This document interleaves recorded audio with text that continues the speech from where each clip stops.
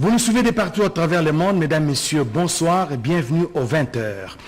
Les requêtes en annulation de l'élection des gouverneurs dans quelques provinces, notamment dans le Tanganyika et à Ituri, ont été jugées recevables et non fondées.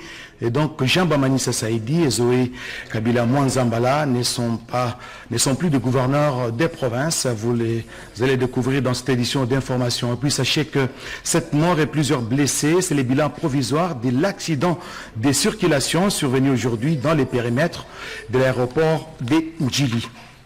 Encore une fois, bonsoir et bienvenue à cette édition d'information.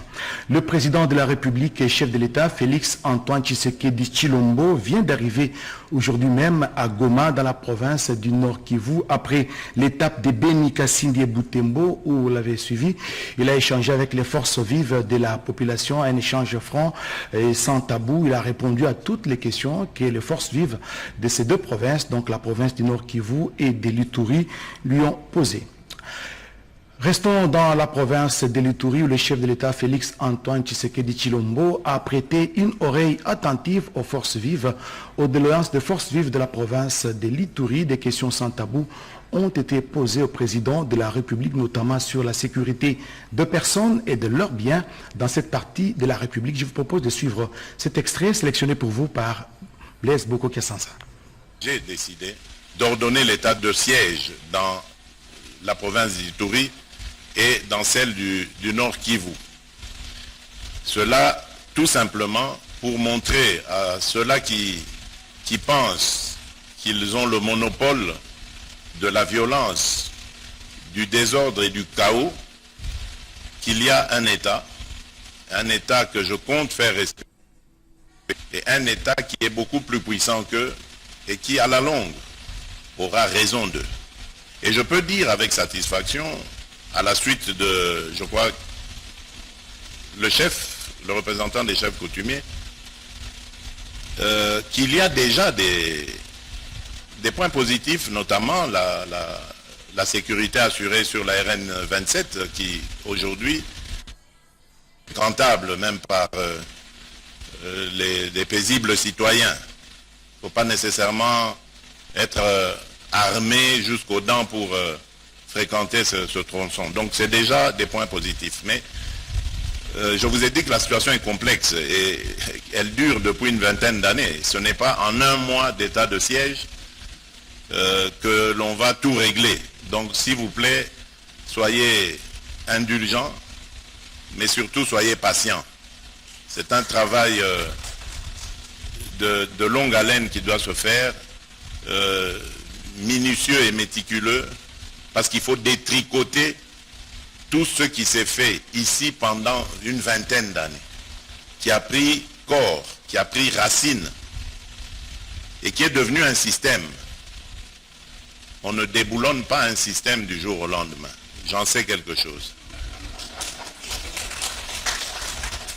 À l'étape des Bounia, vous l'avez suivi, le président de la République, Félix Antoine Tshisekedi Tshilombo, a présidé la 8e réunion du Conseil de ministres, conseil qui a tablé notamment sur la situation sécuritaire dans les deux provinces du Nord Kivu et de l'Ituri. D'autres questions, notamment liées à la situation de la pandémie du Corona-19, ont été abordées au cours de cette réunion. Le compte rendu avec le ministre des Médias et porte-parole du gouvernement, Patrick Mouya-Katemwe. Pour ce qui concerne l'état de siège, le président de la République, après avoir réuni son état-major sécuritaire à Goma, s'est rendu à Beni pour palper du doigt le quotidien de ses compatriotes. Devant les notabilités, le président de la République a redit sa détermination à ne ménager aucun effort pour mettre fin à la situation d'insécurité qui perdure dans cette partie du pays. Nos forces armées vont monter en puissance et elles méritent le soutien de tous, a-t-il rappelé. Avant son arrivée à Bunia, le président de la République est passé par Butembo, où il a redit le sens de sa mission, celle de ramener la paix à tout prix dans cette partie du territoire national. Il a exhorté la population à respecter strictement les mesures barrières pour faire face à la troisième vague de la pandémie à coronavirus. Le point 2 du Conseil de ministres de ces jours a porté sur la note d'information du Premier ministre chef du gouvernement. Dans son intervention censée essentiellement sur les mesures contre la pandémie à Covid-19, le Premier ministre a rappelé l'annonce du président de la République chef de l'État, faite le 15 juin 2021 à Goma, relative aux mesures barrières pour faire face à la survenue de la troisième vague de la pandémie à Covid-19 en République démocratique du Congo. Il a été chargé, en tant que chef du gouvernement, de prendre toutes les mesures d'encadrement et des suivis pour mettre en exergue ces mesures dans les 48 heures. C'est dans ces cadres qu'il a réuni le 16 juin dernier, à l'hôtel du gouvernement, tous les membres du comité multisectoriel de la riposte à Covid-19, y compris tous les membres représentant les services de sécurité. Après leurs avis, les mesures suivantes sont arrêtées et doivent être de stricte application. 1. Le port obligatoire et correct des masques dans tous les espaces publics. Il s'agit d'un masque sans ventilation, fabriqué en tissu ou en matériaux jetables, qui s'ajuste étroitement sur les visages, couvre le nez, la bouche et les mentons, destiné à empêcher la contamination par une proximité ou contact entre personnes. Les accessoires en tissu de type bandana, écharpe ou foulard ne peuvent plus être assimilés à des alternatives au masque. Le renforcement des dispositifs de contrôle et de prévention à chaque entrée d'un édifice public, impliquant la prise obligatoire de température corporelle, le lavage systématique de mains à l'eau et au savon et ou l'application des gels hydroalcooliques. Les stricts respects de la distanciation sociale en tout lieu. Le maintien du couvre-feu de 22h à 4h du matin. Des patrouilles mixtes de la police et de la police militaire seront régulières et tout contrevenant sera sévèrement puni selon le prescrit de la loi.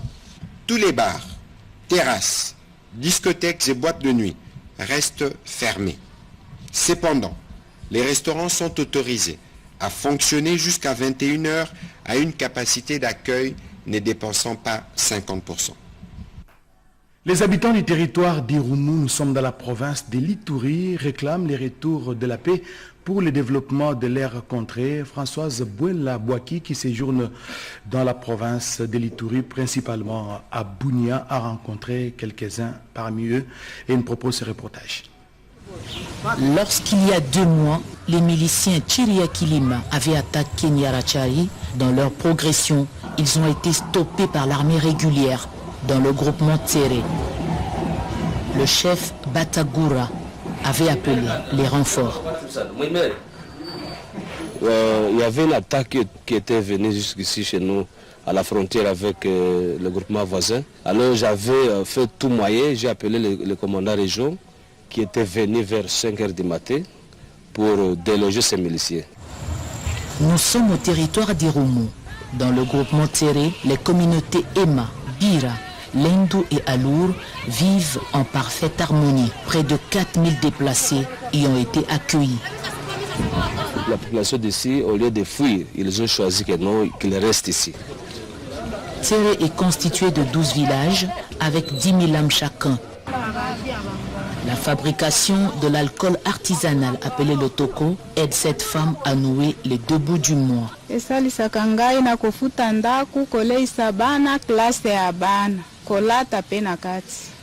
Aux côtés des services publics, les organisations des motards à Tamoy perçoivent une taxe pour la solidarité.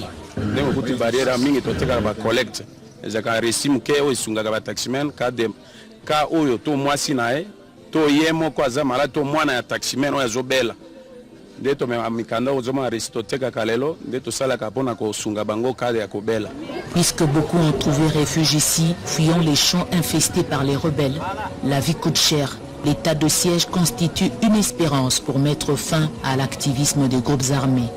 Nous demandons qu'ils frappent fort, pas négocier, qu'ils frappent les miliciens Chiriakilima, Kodeko, pour que les gens trouvent la paix et qu'ils regagnent leur village. La ville est calme, Les déplacés souhaitent vite retourner chez eux pour poursuivre leurs activités. La nouvelle s'est répandue comme une traînée de poudre. Le chef d'état-major des FARDC, le général d'armée Célestin Mbala Moussensé, n'est ni arrêté ni en résidence surveillée, comme le témoignent ces images des activités qu'il a déployées sur place à Bunia, aux côtés du chef de l'État Félix Antoine Tshisekedi Tshilombo. Reportage.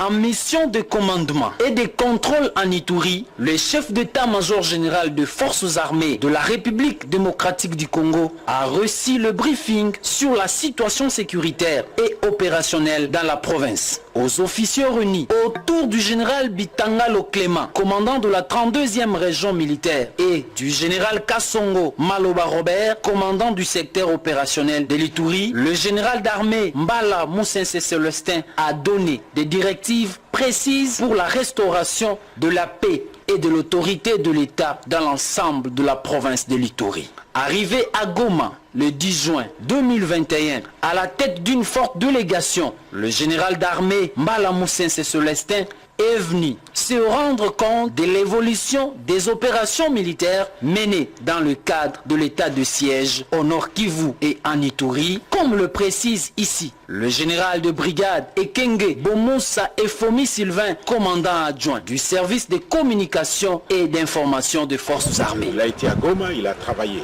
avec le secteur opérationnel Sokola 2 Nord Kivu et la 34e région militaire.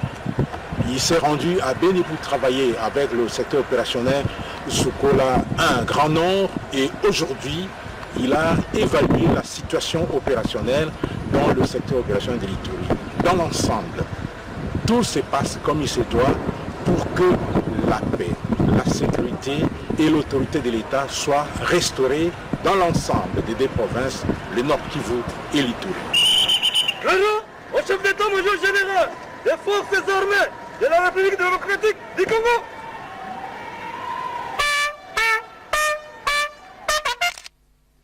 Retour à Kinshasa, l'Assemblée nationale a autorisé la prorogation de l'état d'urgence. Autre importante décision prise lors de la plénière d'hier, c'est justement l'autorisation de la poursuite judiciaire contre les députés nationaux Louise Mungame Sozi et René Lumbu, qui est là dans les dossiers Boukangalonzo en réponse au réquisitoire du procureur général de la Cour constitutionnelle. Reportage Sylvie Moembo. 359 honorables députés ont voté pour. 7 honorables députés ont voté contre. 7 honorables députés ont voté abstention.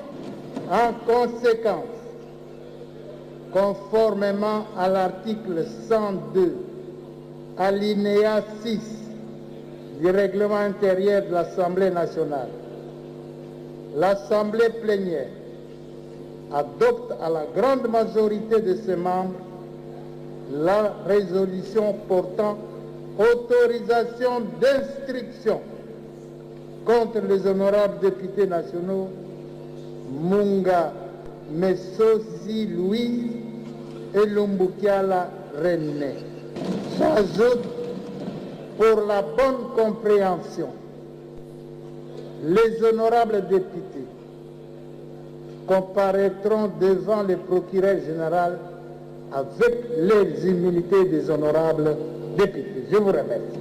Le vote, on va le dire, révolutionnaire, mais surtout républicain.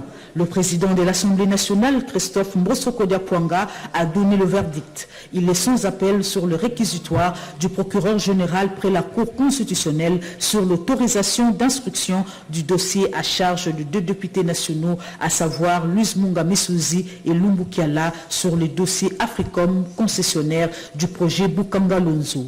Sous la conduite du speaker de la Chambre basse du Parlement, la commission spéciale temporaire chargée de l'examen du réquisitoire du procureur général de la Cour constitutionnelle a fait l'économie générale du rapport du déroulement des travaux.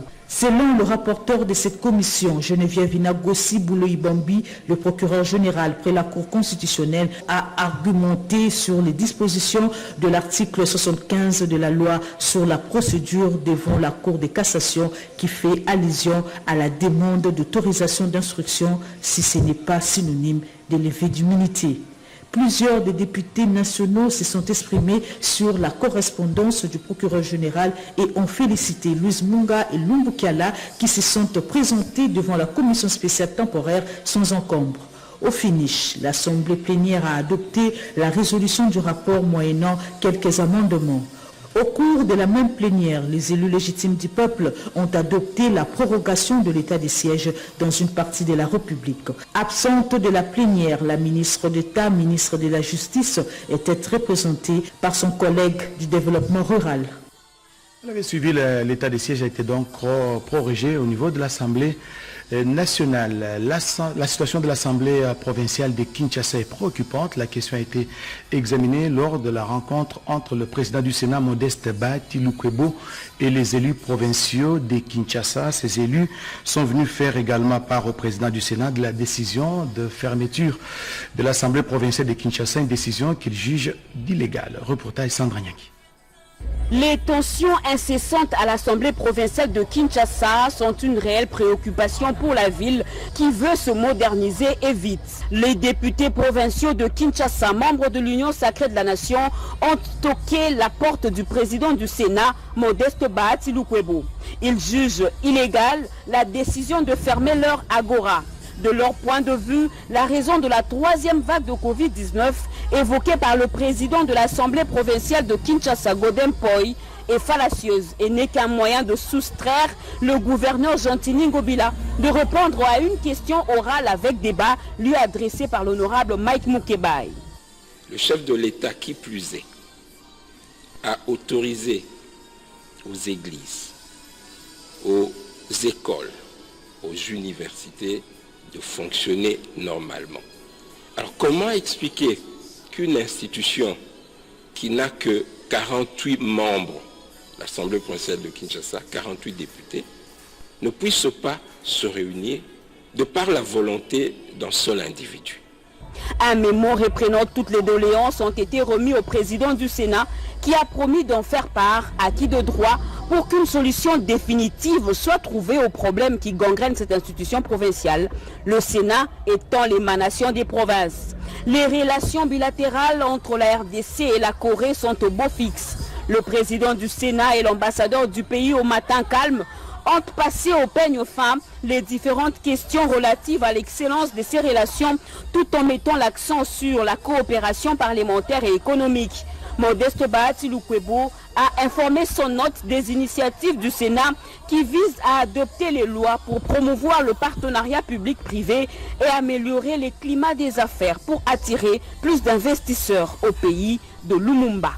Monsieur le Président du Sénat et moi-même avons eu une excellente discussion sur l'état actuel de nos échanges, les échanges au niveau du gouvernement et les échanges au niveau du peuple.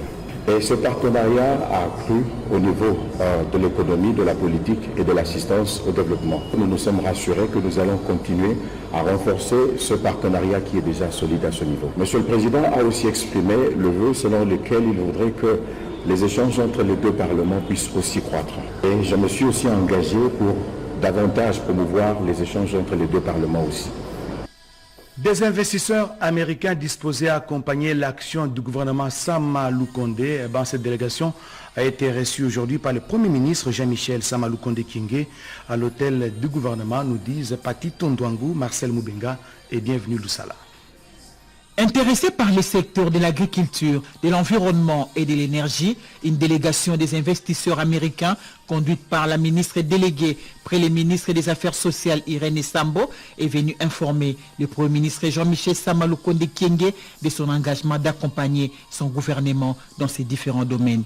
Et là, nous avons des investisseurs qui ont longtemps cherché à rencontrer les autorités de la République démocratique du Congo parce qu'ils veulent contribuer à l'action gouvernementale.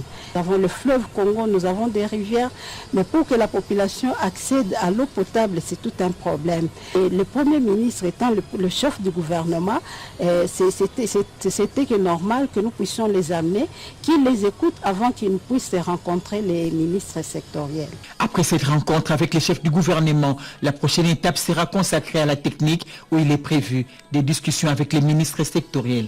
Le Premier ministre nous a accordé une oreille attentive. Il a eu des échanges avec eux. Il y a eu même une séance de démonstration avec la nouvelle technologie qu'ils veulent amener. Ils ont démontré comment ils peuvent produire de l'eau potable pour notre peuple. Et le Premier ministre a accepté, mais il nous a recommandé de rencontrer le ministère sectoriel parce qu'il y a beaucoup de choses techniques qui doivent être discutées à ce niveau-là. Le chef de l'exécutif national, Jean-Michel Sama Lukonde Kyenge, tient à ce que les potentialités qui regorgent la République démocratique du Congo bénéficient à la population congolaise. Lutte contre les violences basées sur le genre, le gouvernement de la République en fait sa priorité. Aujourd'hui, une campagne dénommée Tolérance Zéro sur les violences basées sur les genres a été lancée à Kinshasa en présence du Premier ministre Jean-Michel Sama Lukonde Kyenge. Nous y reviendrons avec images et commentaires dans nos prochaines éditions d'information. En séjour dans la province du Nord Kivu, précisément à Goma, le ministre de la Communication et Médias, Patrick Mouyaya, a visité les installations de la RTNC Goma pour s'imprégner de son fonctionnement. Reportage. Il faut que la RTNC Nord Kivu soit bien outillée, surtout en cette période de l'état de siège. Tel est le grand souci du ministre national de la Communication et Médias RDC, dévoilé ce lundi 14 juin 2021, lors de sa visite dans cette entreprise de médias audiovisuels publics. Pour Patrick Mouyaya, l'objectif est de donner de la bonne communication, mais la bonne information pour faire face à une guerre psychologique. Dans sa visite accompagnée du directeur provincial de l'RTNC, Luc Benoît Tchabembe Katembwe, il a attentivement reçu des explications sur les fonctionnements qui lui ont été fournis et s'imprégner des difficultés que connaît la RTNC Nord Kivu.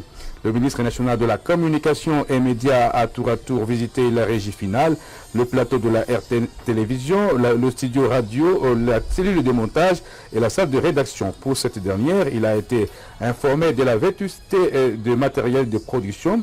Son souci, c'est renforcer les moyens de travail.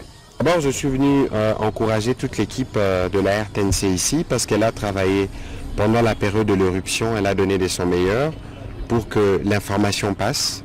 On a visité les studios par où tous les communiqués passaient du gouverneur militaire. La première chose. La deuxième chose, comme ministre des tutelles, je me devais de palper les réalités du fonctionnement du média public pour voir dans quelle mesure on peut le renforcer. Vous savez que la difficulté, la guerre que nous connaissons, c'est aussi une guerre de communication. Il y a beaucoup de mauvais messages, beaucoup de manipulations.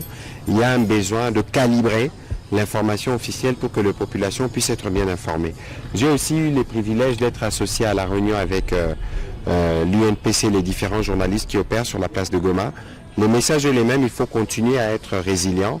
Et nous, en tant qu'autorité publique, on verra ce qui peut être fait pour vous appuyer dans la mesure du possible. Mais l'idée, c'est que nous-mêmes, nous puissions commencer à être les champions de la bonne information, que nous puissions être les champions de tout ce qui se passe de positif pour contrebalancer cette image de guerre, cette image de pauvreté, de viol et de misère qu'on aime coller à notre pays, particulièrement pour la province du Nord Kivu. Parmi les priorités de la Fondation Denise Nyakeru Tshisekedi figure la lutte contre les violences basées sur le genre. Des avancées significatives ont été enregistrées depuis l'engagement de la première dame Denise Nyakeru Tshisekedi en termes de sensibilisation, des plaidoyers et des prises en charge des victimes. C'est une chronique de Naïcha Kiala et Patrick Michel Moukoui. Vous avez essayé un bon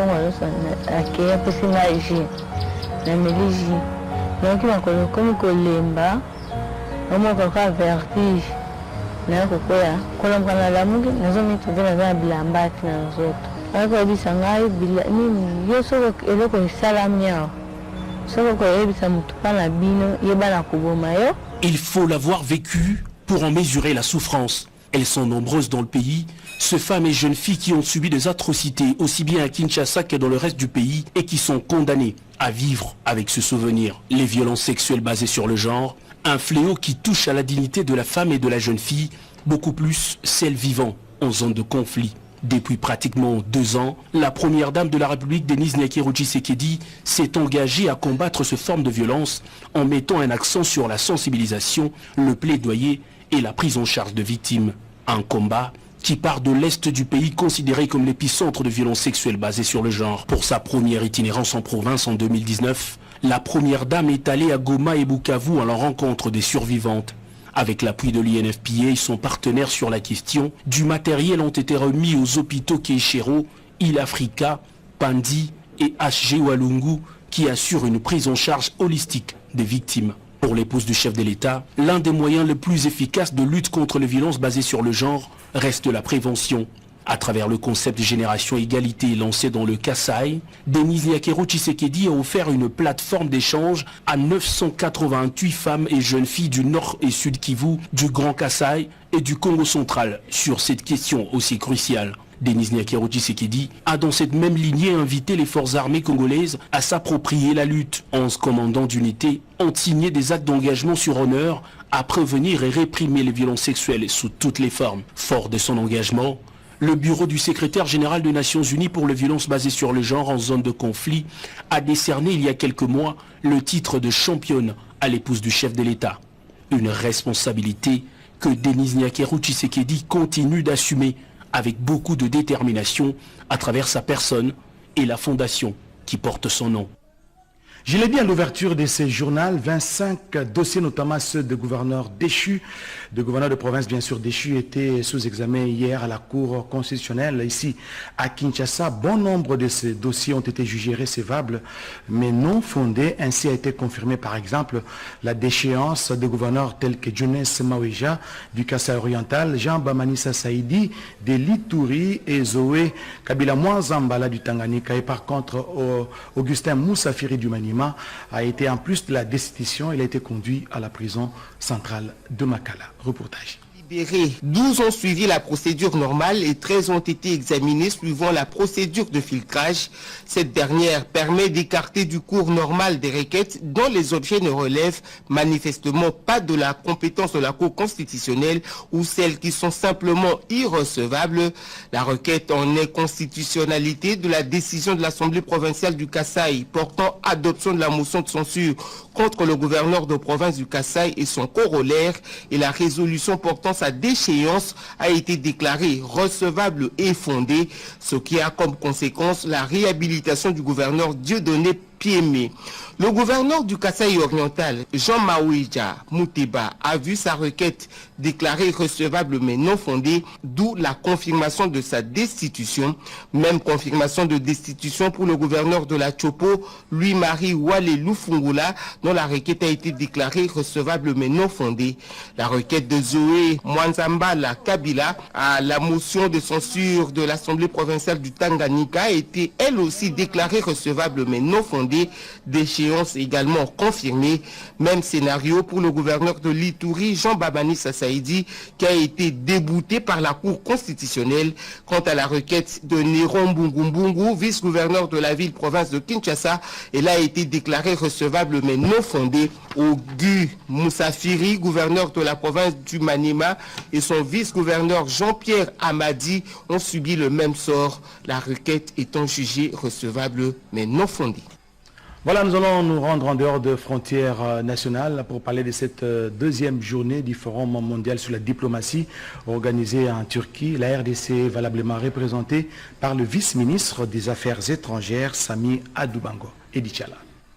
Qui Afrique, opportunité d'affaires est le premier panel auquel la RDC a pris activement part à travers le vice-ministre des Affaires étrangères, Sami Adoubango Aoto. Une véritable tribune offerte à la République démocratique du Congo pour mettre en valeur les opportunités et les facilités accordées aux investisseurs qui désirent venir au pays de Félix Tshisekedi. Alléchées par ce potentiel marché d'environ 80 millions de consommateurs, les entreprises turques présentes au panel manifestent leur volonté de tenter l'expérience RDC dans les domaines aussi variés qu'intéressants comme la santé, les infrastructures, l'éducation, ces entreprises turques expriment leur volonté et leur disposition à l'approche du partenariat gagnant-gagnant avec l'Afrique. Le vice-ministre des Affaires étrangères, Sami Adoubango Aoto, n'a pas raté l'occasion de vanter l'hospitalité de son pays, qui se verrait bien honoré d'accueillir le Forum Turquie-Afrique en septembre prochain. Plusieurs pays africains ont aussi pris part aux travaux dans ce panel. La prochaine étape, c'est le panel sur le terrorisme. Le monde doit donner une définition commune du terrorisme pour une lutte communautaire contre ce fléau. La RDC, qui connaît le terrorisme par la guerre asymétrique qui a lieu dans la partie est du pays, s'est montrée plus que ferme. Le vice-ministre des Affaires étrangères, Sami Adoubango, a réussi à expliquer à la communauté présente l'état de siège instauré par le président de la République Félix-Antoine Tshisekedi dans les provinces de l'Ituri et du Nord Kivu. En clôturant les travaux du panel, il est recommandé à tous les pays l'utilisation des technologies nouvelles pour une lutte acharnée et efficace contre le terrorisme. La route a encore tué à Kinshasa 7 morts et plusieurs blessés. C'est le bilan provisoire de l'accident survenu aujourd'hui, non loin de l'aéroport international d'Indjili. À la base, la crevaison d'un des 4 pneus du véhicule. Aux âmes sensibles s'abstenir. Reportage Cédric Kenina. Des corps gisant au sol, des blessés graves, certains ont succombé sur place et les tri entre morts et vivants s'est fait rien qu'à travers des signes vitaux visibles. Une scène d'horreur qui s'est déroulée cet après-midi sur le boulevard Lumumba, non loin de l'aéroport international d'Indjili. Les secours tardent à venir et les témoins parlent déjà de 7 morts et plusieurs blessés. Les récits dramatiques de cet accident de circulation évoquent une crevaison de pneus d'un véhicule Noah transportant à son bord des personnes qui avaient comme destination le cimetière pour inhumer un proche. Le drame, c'est que le véhicule qui a connu une crevaison a quitté sa bande pour prendre le sens contraire et entrer violemment en collision avec le gros véhicule de l'entreprise Pendor. L'excès de vitesse serait également à la base. Une horrible scène en pleine journée à Kinshasa.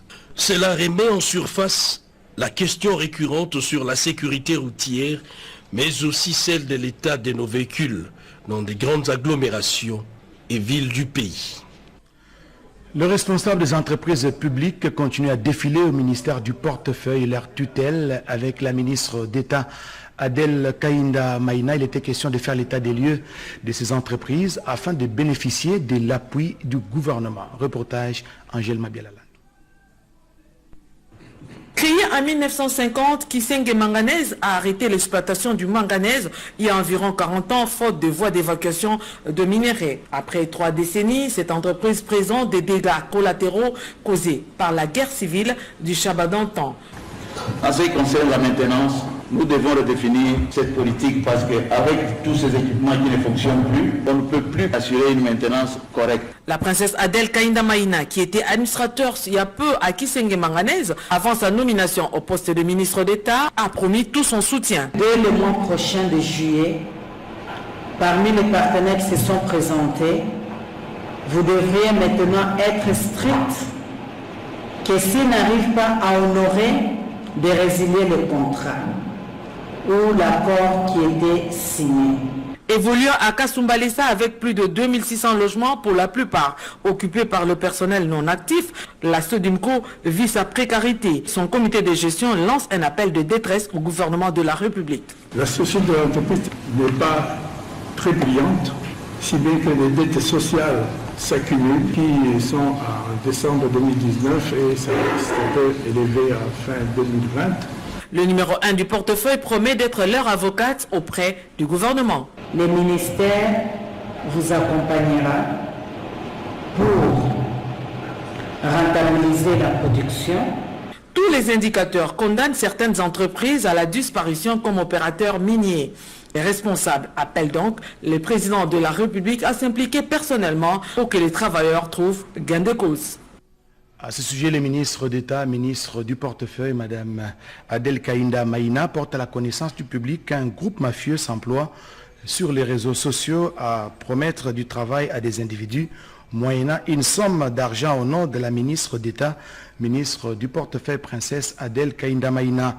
Le ministère condamne ces actes criminels, appelle la population congolaise à la vigilance et l'exhorte à dénoncer toute personne suspecte. À cet effet, le ministère d'État en charge du portefeuille se réserve les droits d'intenter en justice les auteurs de ces actes répréhensibles par les lois de la République démocratique du Congo. Ainsi fait à Kinshasa, professeur Placide Mutabunga Rugina, directeur de cabinet. Il figure parmi les leaders africains qui prônent justement les valeurs du continent noir. Le directeur général adjoint de la RTNC, Freddy Mulumba Kabouai, a suivi par vidéoconférence. Il a donc participé à la première édition de la conférence panafricaine tenue au Cameroun. La première édition de la journée culturelle panafricaine s'est tenue ce 17 juin 2021 à Yaoundé au Cameroun, organisée dans le cadre de l'accompagnement du mandat du président en exercice de l'Union africaine et président de la République démocratique du Congo, son Excellence Félix Antoine Tshisekedi Tshilombo, principal facilitateur de l'organisation de cet événement unique en son genre pour l'Afrique. Sous le thème « Art, culture et patrimoine, des leviers pour construire l'Afrique que nous voulons ». La dite journée s'est déclinée en 3 temps forts. En premier, un culte d'action de grâce pour remercier Dieu Tout-Puissant pour avoir protégé l'Afrique contre la pandémie à coronavirus et la Covid-19 a été conduit par l'archevêque camerounais Honoré Biancan. Achevé la phase des prestations culturelles à travers les danses traditionnelles et patrimoniales, les récits et poèmes sur l'Afrique a emboîté le pas au culte. Enfin, le bal de la série des présentations de plusieurs orateurs de renommée internationale, notamment Mulumba Kabouai de la RDC, le docteur Marlise Mbezelendi Samba, épouse Peyo du Cameroun, le professeur Steve Gaston Bobongo de Congo-Brazzaville, le professeur Emmanuel Pondi du Cameroun et le professeur Didi Brossala Kondjo du Tchad, pour ne citer que ceux-ci, ont pris le relais. Bien qu'il faille indiquer que la présentation du politologue congolais Freddy Mulumba s'est faite par vidéoconférence depuis Kinshasa. Les 16 orateurs ont tenu en haleine pendant plus de 2 heures, près de 1000 participants constitués en majorité des jeunes étudiants et autres apprenants des écoles professionnelles et confessionnelles du Cameroun. Côté protocolaire, en ouvrant cette journée, le président du collectif pour les États-Unis d'Afrique, Emmanuel Lukusa Chipangila, dans son discours de circonstance, a remercié les autorités camerounaises et congolaises pour la tenue effective de cet événement. Pour lui, l'Afrique a déjà commencé à écrire son histoire par elle-même, comme l'avait prédit Patrice Emery Lumumba. La petite menteuse, c'est un des contes de Tchèque Fita, un dramaturge congolais interprété à la salle Virunga de l'hôtel Memling ici à Kinshasa, une façon d'honorer la mémoire de l'enfant africain à l'occasion de la célébration de la journée de l'enfant africain le 16 juin de chaque année. Quand tu dis vrai, gare à toi. La petite menteuse, ces contes du dramaturge congolais Tchèque Fita, raconte l'histoire de la petite Louta, une fille habituée à mentir. À cause de son mensonge, tout son village perdu au fond d'une brousse a connu plusieurs dégâts. Elle a fait emporter son père par les eaux tumultueuses et débordantes de la rivière lors d'une forte pluie. Elle a aussi été à la base de la ruine d'un vieillard, celui-ci maudit Louta, qui fut transformé en cochon. Le professeur Toumbalouaba, présent à cette projection, pense lui que les batailles de demain se gagnent aujourd'hui avec la formation des enfants. Les Africains que nous sommes avons le devoir non seulement de pouvoir protéger tous les enfants, mais de veiller aussi à ce que rien ne leur manque. Et c'est ici le lieu de souligner les efforts du président de la République, Félix Antoine Tshisekedi Tshilombo, qui a permis le retour à l'école des millions d'enfants grâce à la gratuité. Franck Kitengi, directeur général des éditions OSEM, Orcan Créative Multimédia, a lui exprimé sa joie de voir le président de la République soutenir la dite activité. C'était juste un moyen de célébrer l'enfant africain en souvenir du massacre de centaines de ceux de Soweto en Afrique du Sud le 16 juin 1976. Né en 1954 à Chikolobwe, au sud du Katanga, Fita Dibwe dit Tchèque Fita est l'auteur d'une trentaine de pièces de théâtre à succès publiées dans les éditions OSEM et qu'il monte avec le théâtre Orcan depuis 2 décennies. Les assistants sociaux sont un véritable rempart contre la traite de personnes. L'Agence pour la prévention et la lutte contre la traite des personnes compte s'appuyer sur ses assistants.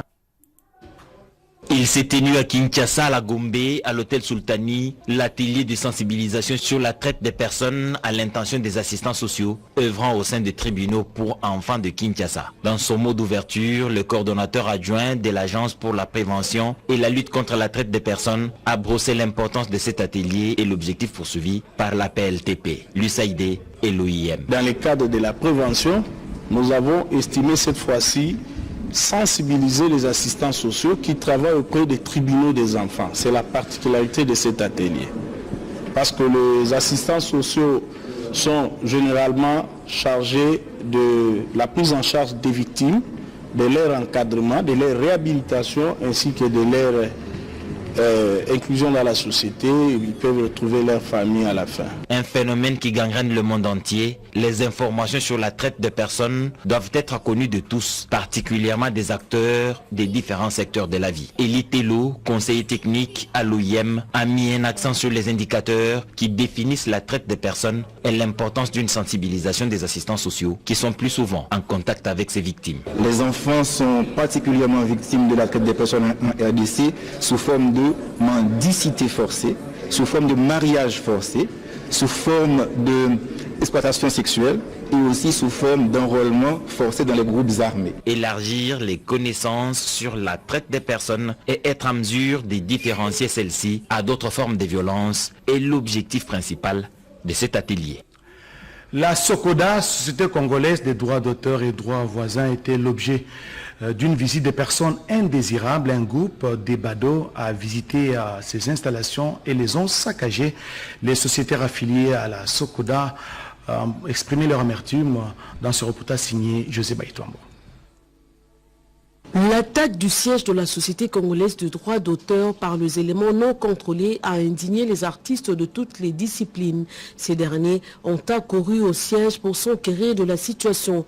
Sur place, ils ont été reçus par le président du conseil d'administration, Jossar Nyokalongo, et le directeur général Michel Abou. Pendant leur discussion, ces artistes, en outre les indignations exprimées, réaffirment leur soutien aux idéaux de la SOCODA qui exigent aux dirigeants une manière plus démocratique de prendre le pouvoir, celle du vote.